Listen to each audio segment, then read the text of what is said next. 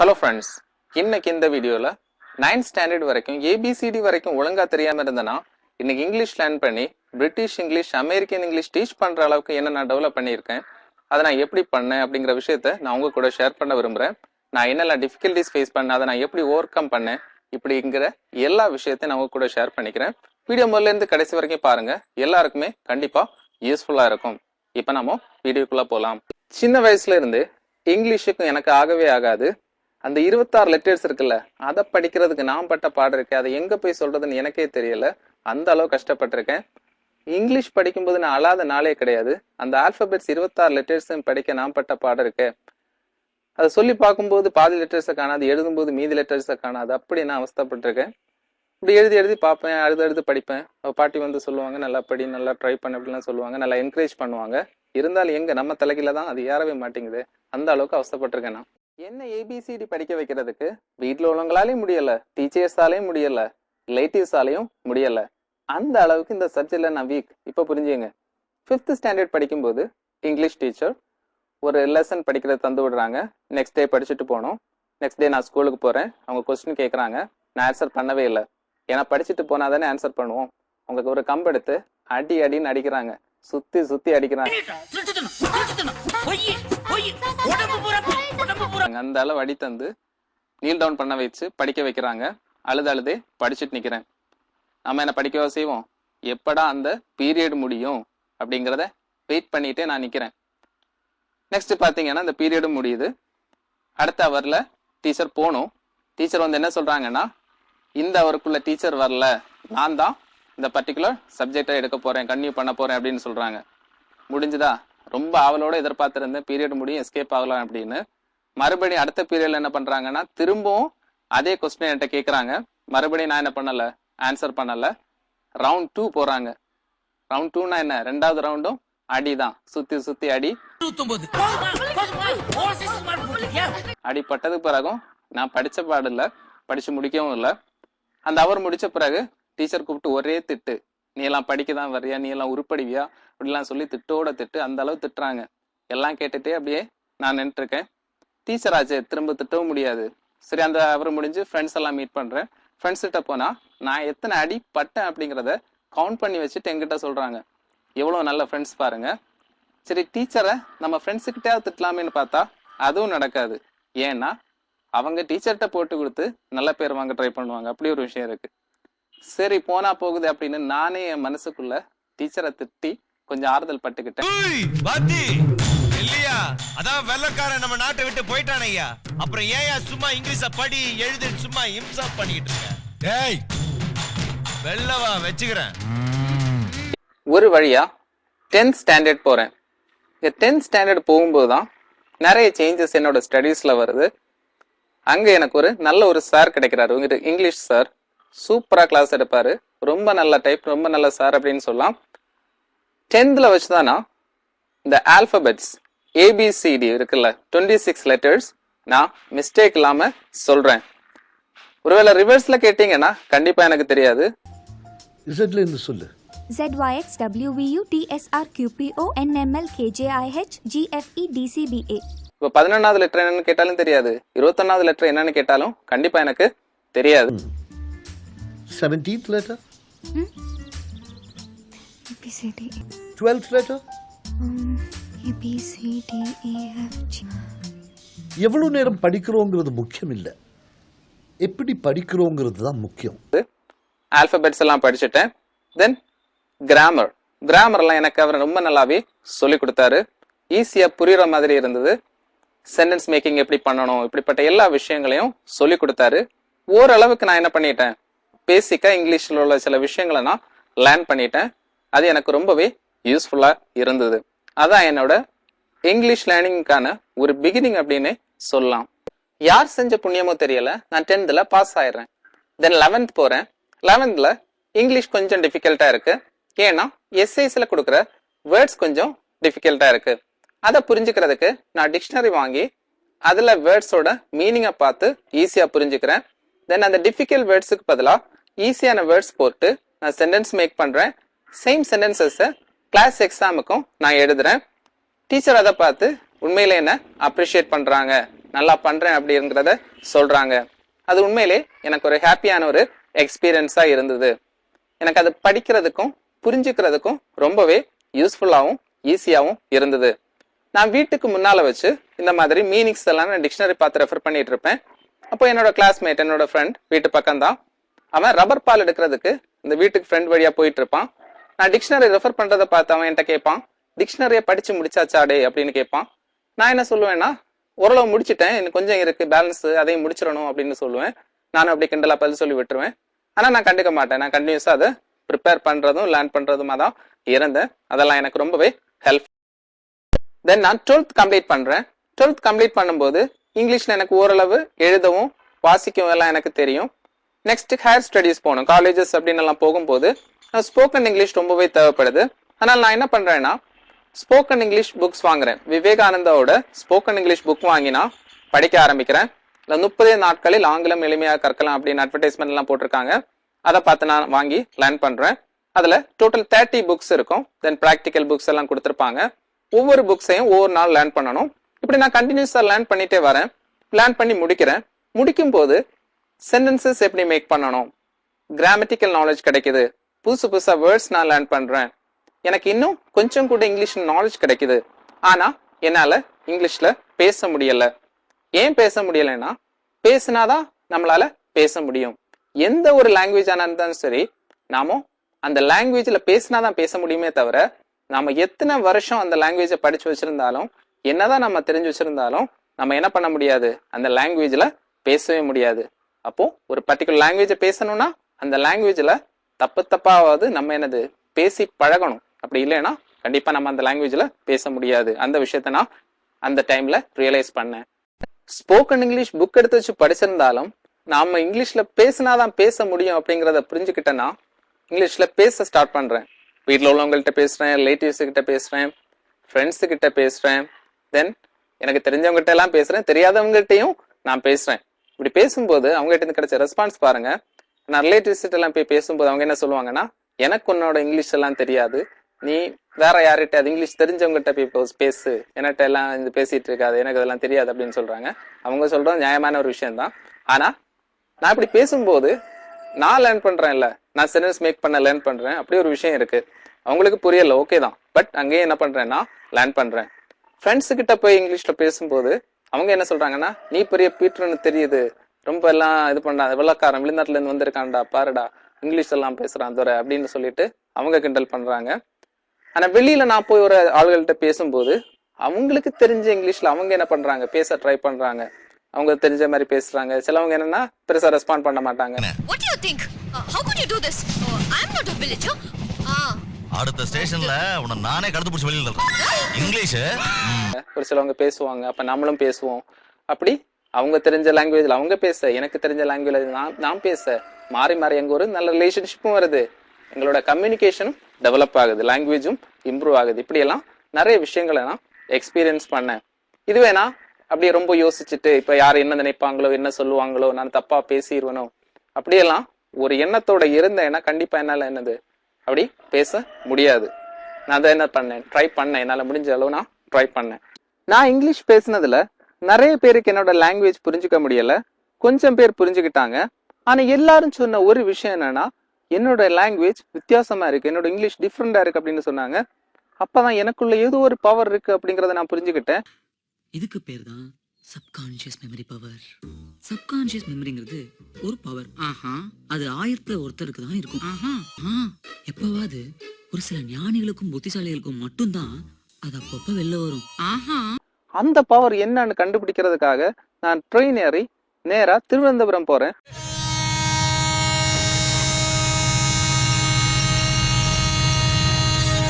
திருவனந்தபுரத்துல போய் இறங்குனா அங்க நிறைய ஃபாரினர்ஸ் இருக்காங்க.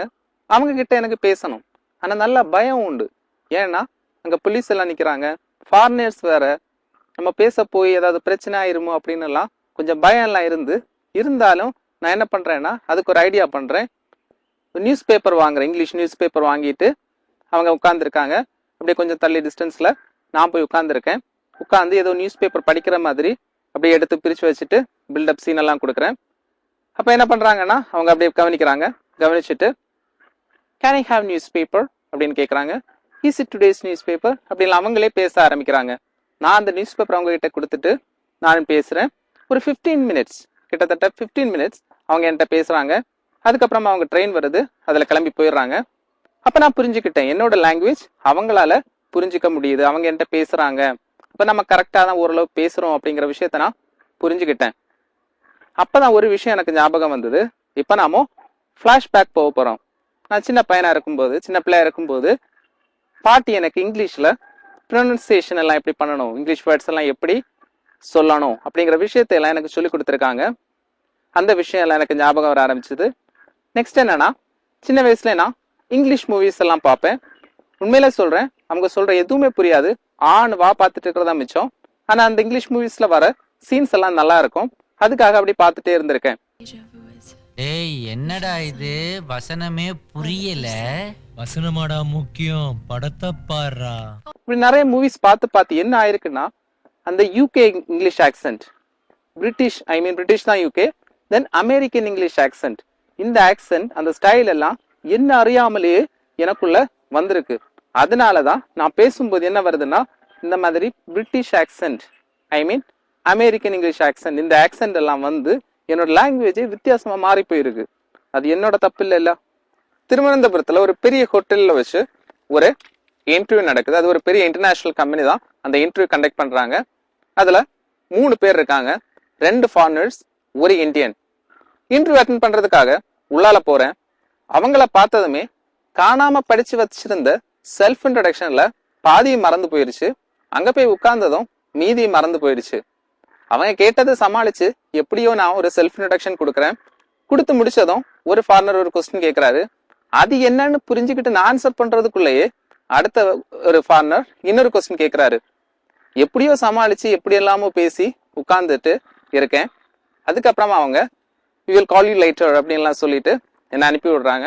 உண்மையில அது ஒரு நல்ல ஒரு எக்ஸ்பீரியன்ஸா இருந்தது. நெக்ஸ்ட் நான் ஒரு கோர்ஸ் பண்ண போனேன். அங்க இங்கிலீஷ்ல பேச வேண்டியது இருந்து, அப்படி பேசும்போது அங்க இருந்த ஒரு பையன், கிளாஸ்மேட் தான், அவன் என்ன பண்ணிட்டான்னா என்ன அங்க பப்ளிக்காவே அசிங்கமா பேசிட்டான். என்னன்னா, நான் என்ன இங்கிலீஷ் பேசுறேன், நீ எல்லாம் பேசுறது இங்கிலீஷா, நீ என்ன பேசுற, நீ எல்லாம் படிச்சவன் தானே அப்படின்லாம் சொல்லிட்டு ரொம்ப கேவலமாலாம் திட்டுறான். அது ரொம்பவே எனக்கு கஷ்டமா போகுது. எனக்கு ரொம்ப அவமானமா இருந்துச்சுக்க, அதான் சொல்லல. எனக்கும் உங்கள மாதிரி இங்கிலீஷ் பேசணும்னு ஆசைதாங்க, முடியாம போச்சு. ரொம்பவே நான் அசிங்கப்படுறேன் அந்த இடத்துல. இப்போ ரொம்ப கஷ்டமா இருந்தேன். நான் அப்போ கரெக்டா பேசலையோ, நிறைய மிஸ்டேக் போடுறேன் அப்படிங்கிற எல்லா விஷயங்களையும் நான் தெரிஞ்சுக்கிட்டேன். நெக்ஸ்ட் நான் என்ன பண்றேன்னா, நான் இன்னும் நல்லா ப்ரிப்பேர் பண்ண ஆரம்பிக்கிறேன். இப்போ நான் பேசுவேன்னு சொல்லிட்டு மிஸ்டேக் இல்லாம இல்லை, கிராமட்டிக்கல் மிஸ்டேக் இருக்கும், எல்லா மிஸ்டேக்ஸ் நான் பண்றேன். எனக்கு அந்த அளவுக்கு ஃப்ளூவன்சி கிடையாது. அதை கொண்டு வரதுக்காக நான் என்ன பண்றேன்னா, நான் நல்லா ப்ரிப்பேர் பண்றேன். தென் நியூஸ் பேப்பர் ரீட் பண்ண ஸ்டார்ட் பண்றேன். நியூஸ் பேப்பர் ரீட் பண்ணும்போது ஒண்ணுமே உண்மையா சொல்ல போனா புரிஞ்சுக்க முடியல. எங்கேயோ ஸ்டார்ட் ஆகி எங்கேயோ முடியும் ஒரு சென்டென்ஸ். அதை புரிஞ்சுக்கிறது படாத பாடு. இல்ல டிஃபிகல்ட்டான வேர்ட்ஸ் வர கொடுத்துருப்பாங்க. அப்படியெல்லாம் ரொம்ப டிஃபிகல்ட்டிஸ் நான் ஃபேஸ் பண்ணியிருக்கேன். நியூஸ் பேப்பர் ரீட் பண்ணிட்டு இருப்பேன், ஒண்ணுமே புரியாது. எத்தனையோ தடவை நியூஸ் பேப்பரை தூக்கி நான் எரிஞ்சிருக்கேன், தூக்கி கீழே போட்டிருக்கேன். இதெல்லாம் ரீட் பண்ணிட்டு இருக்க முடியுமா அப்படிங்கிற ஒரு விஷயத்த நினைச்சிட்டு, அப்புறம் நான் நல்லா பேசணும், அந்த அசிங்கம் எல்லாம் அவமானம் எல்லாம் ஞாபகத்துக்கு வரும். திரும்பவும் எடுத்து நோட் பண்ணுவேன், ரீட் பண்ணுவேன். தென் நியூஸ் பார்க்கறது, பிபிசி, CNN, தென் மூவிஸ் பார்க்கறது, தென் அனிமல் பிளானட், டிஸ்கவரி சேனல். ஒரு விஷயத்தை நான் விடுறதுல எல்லா இங்கிலீஷ் ப்ரோக்ராம்ஸ் தான் நான் வாட்ச் பண்ணிட்டே இருப்பேன். அதில் வர சென்டென்சஸ் எல்லாம் நோட் பண்ணி வைப்பேன். நோட் பண்ணி வச்சுட்டு நான் சொல்லி பார்ப்பேன். The world cannot solve them without America. America cannot solve the present problems on its own. America. அதில் எப்படி பேசுறாங்க, எப்படி சென்டென்ஸ் மேக் பண்றாங்க, அதில் என்னெல்லாம் சேஞ்சஸ் இருக்கு, ப்ரொனன்சியேஷன் இருக்கு, எப்படி இருக்கு, இப்படிப்பட்ட எல்லா விஷயங்களையும் அப்சர்வ் பண்ணி வச்சுட்டு நான் என்ன பண்ணுவேன்னா, ப்ராக்டிஸ் பண்ணிட்டே இருந்தேன். கன்டினியூஸா ப்ராக்டிஸ் பண்ணிட்டு இருந்தேன். ஆனா அதுக்கப்புறம் நான் அவ்வளவா யாருக்கிட்டையும் பேச போகல. எனக்கு என்ன தாட் வந்ததுன்னா, நான் பேச போனேன்னா ஏதாவது மிஸ்டேக் போடுவனோ அப்படிங்கிற ஒரு பயம் வர ஆரம்பிச்சிருச்சு. ஏன்னா நான் ஏற்கனவே நான் அசிங்கப்பட்டுட்டேன் இல்லை, அதெல்லாம் ஒரு பயம், ஃபியர். நான் சென்டென்ஸ் தப்பாயிடுமோ, மறுபடியும் யாராவது கிண்டல் பண்ணுவாங்களோ, குறை சொல்லுவாங்களோ அப்படிங்கிற ஒரு தாட் எல்லாம் எனக்கு வர ஆரம்பிச்சது. அதனால நான் பேசுறதெல்லாம் அதுக்கு பிறகு கொஞ்சம் அவாய்ட் பண்ண ஆரம்பிச்சேன். அப்படி நான் ப்ரிப்பேர் பண்ணிட்டே இருந்தேன். என்ன பிரச்சனைனா, நமக்கு நம்ம சென்டென்ஸ் மேக் பண்ணும்போது ஏ போடணுமா, ஆன் போடணுமா, தே போடணுமா, ப்ரெசன்ட் டென்ஸ்ல சொல்லணுமா, பாஸ்ட் டென்ஸ்ல சொல்லணுமா, ஃபியூச்சர் டென்ஸ்ல சொல்லணுமா, எந்த டென்ஸ்ல சொல்லணும், இப்படிப்பட்ட நிறைய விஷயங்கள், என்ன வேர்ட்ஸ் யூஸ் பண்ணணும். ஒரு டாபிக் கொடுப்பாங்க, அதுல முக்கியமான வேர்ட்ஸ் எல்லாம் நமக்கு கரெக்டா தெரியாம இருக்கும். அதெல்லாம் வரும்போது நமக்கு ரொம்பவே கஷ்டமா இருக்கும். நீங்க கவலைப்படாதீங்க, இங்கிலீஷ்ங்கிறது ஒரு மொழிதான், அறிவு கிடையாது. நமக்கு இப்போ ஒரு பர்டிகுலர் டாபிக் பத்தி நமக்கு தெரியும்னா நம்ம மதர் டங்ல பேசலாம். ஒருவேளை அதை பத்தி தெரியலன்னா நம்ம மதர் டங்கா இருந்தா கூட அதுலயும் நாம பேச முடியாது. ஃபர்ஸ்ட் நாம என்ன பண்ணணும்னா அறிவை கெயின் பண்ணணும், நாலேஜ் வேணும். அதுக்கு பிறகுதான் இங்கிலீஷ், அதுக்கு பிறகு அந்த லாங்குவேஜ்லயே நாம அந்த விஷயத்த பேச முடியும். இப்படிப்பட்ட நிறைய விஷயங்களை நான் லேர்ன் பண்ணேன். தென் நிறைய விஷயங்களை நான் ப்ராக்டிஸ் பண்ணேன்.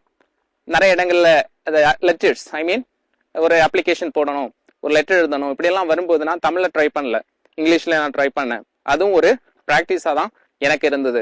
அதுவும் இல்லாம பேசுறதுக்கு ஆள் இல்லாம இருந்தது. எல்லாருக்கும் இருக்கிற ஒரு பிரச்சனை தான், பேசுறதுக்கு யாரும் இல்லை, சிச்சுவேஷன் ஃபேவரா இல்லை அப்படிங்கிற ஒரு விஷயம் தான்.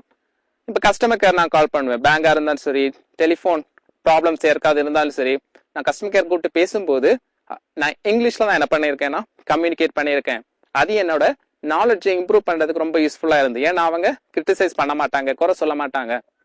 அப்புறம் ஒரு ஸ்டேஜுக்கு அப்புறம் நானே புரிஞ்சுக்கிட்டேன், இப்படி மற்றவங்க குறை சொல்றாங்க, கிண்டல் பண்றாங்க, கிரிட்டிசைஸ் பண்றாங்க, இப்படியெல்லாம் யோசிச்சுட்டு நான் இருந்தேன்னா கண்டிப்பா என்னால இங்கிலீஷ்ல பேசவும் முடியாது, நான் லைஃப்ல டெவலப் ஆகி வரவும் முடியாது.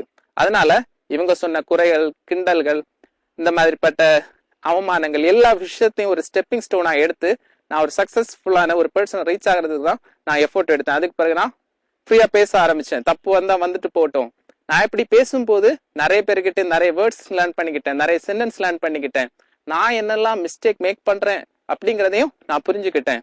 அது மட்டும் இல்லாம நாம பேசும்போது நாம என்ன தப்பு பண்றோம், என்ன மிஸ்டேக் பண்றோம் அப்படிங்கிறது நமக்கு தெரியாம இருக்கும்.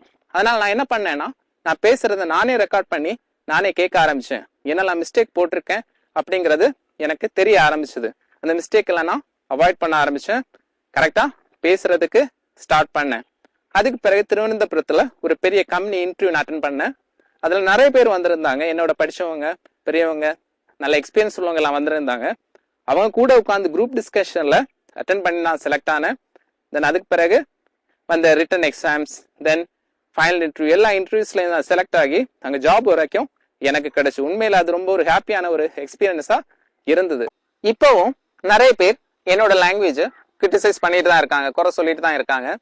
என்னோட லாங்குவேஜ் வித்தியாசமா இருக்கிறதுனால ரொம்ப பில்டப் பண்ணாத, ரொம்ப ஓவரா பண்ணாத, ரொம்ப சீன் போடாத இப்படின்லாம் சொல்லுவாங்க. ஏன்னா அந்த வித்தியாசமான கொஞ்சம் ஆக்சென்ட் இருக்கு, அதனாலதான். அது என்ன சின்ன வயசுலேயே கிடைச்சது, அதனால திடீர்னு என்னால் சேஞ்ச் பண்ண முடியாது. நான் சில விஷயங்களை கண்ட்ரோல் பண்ணியிருக்கேன். ஏன்னா பிகினிங்ல எல்லாம் என்னோட ஆக்சென்ட் ரொம்ப ஹெவியா இருந்திருக்கு. இப்போ நான் நிறைய கண்ட்ரோல் பண்ணி பேசிட்டு தான் இருக்கேன். இருந்தாலும் ஒரு சில விஷயங்கள் நான் கரெக்டாக பேசுறேன், கரெக்டாக யூஸ் பண்றேன்னு எனக்கு கரெக்டாக தெரியும். அதனால அதுல எந்த சேஞ்சஸ் நான் உண்டு பண்ண விரும்பல. ஏன்னா நம்ம ஏதாவது மிஸ்டேக் பண்றோம், கரெக்டாக பண்ணலை அப்படின்ன பட்சத்தில் நம்ம என்ன பண்ணலாம்னா சேஞ்சஸ் பண்ணலாம். இப்போ நான் என்னால் நிறைய பேர் யூஸ்ஃபுல்லாக தான் இருந்திருக்கு. நிறைய பேர் அப்ரிஷியேட் பண்ணியிருக்காங்க, நீங்க நல்லா பேசுறீங்க, கரெக்டாக பண்றீங்க அப்படிங்கிற விஷயத்தையெல்லாம் சொல்லியிருக்காங்க. முக்கியமா சின்ன வயசுல நான் உருப்படாம போவேன் அப்படின்னு சொல்ல டீச்சர் வரைக்கும் ரீசெண்டா மீட் பண்ணியிருந்தேன். அவங்க வரைக்கும் என்ன அப்ரிஷியேட் பண்ணாங்க. நீ இந்த அளவுக்கு வருவ, இந்த அளவுக்கு டெவலப் ஆயிருப்ப அப்படிங்கறத நான் நினைச்சு கூட பார்க்கல. ரொம்ப பெரிய விஷயம், ரொம்பவே சந்தோஷமா இருக்கு அப்படிங்கிற விஷயத்தெல்லாம் சொல்லியிருந்தாங்க. உண்மையிலே அதெல்லாம் ஒரு ஹாப்பியான விஷயம் தான். இங்கிலீஷ் மூவி பார்த்தா சுத்தமா என்னால புரிஞ்சுக்க முடியாம இருந்த எனக்கு இப்போ இங்கிலீஷ் மூவிஸ், ப்ரோக்ராம்ஸ் எல்லாம் எது பார்த்தாலும் என்னால் ஈஸியாக அண்டர்ஸ்டாண்ட் பண்ணிக்க முடியும். அந்த அளவு சேஞ்சஸ் வந்திருக்கு. அது மட்டும் இல்லாம டிக்ஷனரி படிக்கிறியா அப்படிங்கிற கேட்ட ஒரு ஃப்ரெண்ட் ஒருத்தன் ஃபாரின் கண்ட்ரிஸ் எல்லாம் போய் எனக்கு இங்கிலீஷ் ரொம்ப முக்கியம்டா, நீ எனக்கு கொஞ்சம் ஹெல்ப் பண்ணு, சொல்லிக் கொடு அப்படின்னு அவனே என்கிட்ட கேட்குற ஒரு சுச்சுவேஷன் வர உண்டாச்சு. அந்த அளவு சேஞ்சஸ் எல்லாம் வந்திருக்கு. ஏன்னா லைஃப்ல என்ன சேஞ்சஸ் எப்படி வரும்னு யாருமே சொல்ல முடியாது. இன்னொரு நல்ல ஒரு எக்ஸ்பீரியன்ஸ் என்னன்னா, என்னோட ஒரு சார் டேட்டா கலெக்ட் பண்றதுக்காக கொஞ்சம் டீட்டெயில்ஸ் தந்து விட்டாங்க. அதுவும் எடுத்துட்டு நான் கன்னியாகுமரி போறேன். அங்க போய் ஃபாரினர்ஸ் கிட்ட இந்த டேட்டா கலெக்ட் பண்ண போகும்போது அவங்க எல்லாம் என்கிட்ட நல்லாவே பேசினாங்க. அவங்க கூட நல்லா டைம் ஸ்பெண்ட் பண்ணி இருந்தேன்.